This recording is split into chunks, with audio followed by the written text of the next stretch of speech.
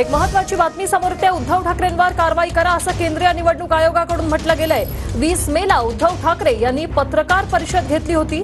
मतदान सुरू असताना ठाकरेंनी घेतलेली पत्रकार परिषद आता वादात आली आहे। मुंबईतल्या संथ गतीने होणाऱ्या मतदानावर केलेल्या आरोपांचं हे प्रकरण आहे। 20 मेला मुंबईसह ठाणे, कल्याण, डोंबिवली आणि नाशिकमध्ये मतदान होतं आणि हे मतदान अतिशय संथ गतीने सुरू आहे हे सांगण्यासाठी उद्धव ठाकरे यांनी पत्रकार परिषद घेतली होती। हीच पत्रकार परिषद आता वादात आलेली आहे। उद्धव ठाकरेंवर कारवाई करा असं केंद्रीय निवडणूक आयोगाचं म्हणणं आहे। या पत्रकार परिषदेसंदर्भात तक्रारही दाखल झाली होती। मतदान सुरू असताना तुम्ही ही पत्रकार परिषद घेतली, त्यामुळे ही पत्रकार परिषद आता चांगलीच वादात आलेली आहे। मुंबईत संथ गतीने मतदान होत आहे, त्याचप्रमाणे अनेक ठिकाणी सोयी सुविधांचा अभाव आहे असं या पत्रकार परिषदेत उद्धव ठाकरे यांनी सांगितलं होतं।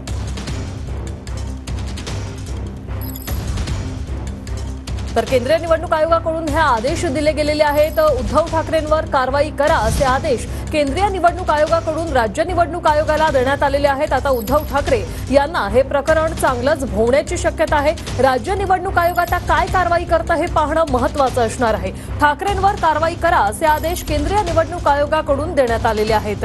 तर ठाकरेंच्या पत्रकार परिषदेची निवडणूक आयोगाकडून दखल घेतली गेली आहे। 20 मेला मुंबईसह ठाणे, कल्याण, डोंबिवली आणि नाशिकमध्ये मतदान होतं। मात्र हे मतदान अतिशय संथ गतीने सुरू आहे। जोपर्यंत तुम्ही मतदान करत नाही तोपर्यंत जागेवरून हलू नका अशा सूचना यावेळी उद्धव ठाकरे यांनी या पत्रकार परिषदेतून दिलेल्या।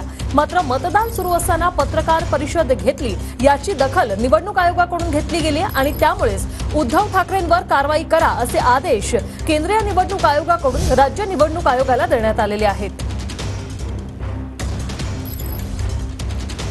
ठाकरेंच्या पत्रकार परिषदेची निवडणूक आयोगाकडून दखल घेतली गेलेली आहे। 20 तारखेला जेव्हा मुंबईमध्ये मतदान सुरू होतं त्यावेळी पत्रकार परिषद घेऊन ठाकरेंनी अनेक आरोप केले होते। मतदान संथ गतीने सुरू आहे, मतदान केंद्रांवर सोयी सुविधांचा अभाव आहे, त्याचप्रमाणे उगाच उशीर केला जातोय अशा प्रकारचे आरोप जे आहेत ते उद्धव ठाकरे यांनी केले होते। त्याचप्रमाणे सर्व मतदारांना त्यांनी आवाहन देखील केलेलं होतं की तुम्ही सर्वजण जागा सोडू नका। जोपर्यंत तुमचं मतदान होत नाही तोपर्यंत मतदान सुरूच राहणार आहे। त्याचप्रमाणे ज्या काही तुम्हाला तक्रारी आहेत त्या आम्हाला सांगा आणि मतदानाच्या दिवशी देखील उद्धव ठाकरे यांनी स्वतः अनेक मतदान केंद्रांवर जाऊन आढावा देखील घेतला होता। माहीममध्ये त्यांनी मतदारांशी संवादही साधला होता आणि त्यानंतर त्यांनी शिवसेना भवनात पत्रकार परिषद घेतली होती आणि हीच पत्रकार परिषद आता चांगलीच वादात सापडलेली आहे। केंद्रीय निवडणूक आयोग